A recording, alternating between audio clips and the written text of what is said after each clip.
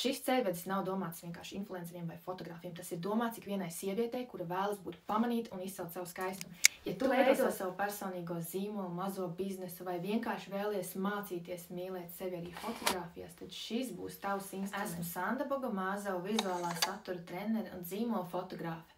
Un šī ceļveža autori labi zina to sajūtu, ka tu paskaties bildēs un domā, kāpēc es neizskatos labi? Es neesmu fotogēniska, es nemāku pozēt, bet es tev gribu pateikt kaut ko ļoti svarīgu. Tas nav par to, kā tu izskaties.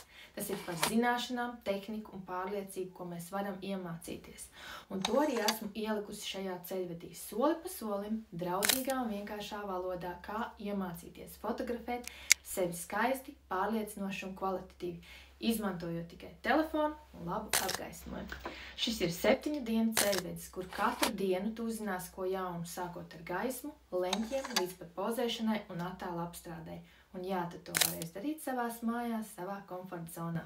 Un pats labākais, tev nav vajadzīga profesionāla kamera.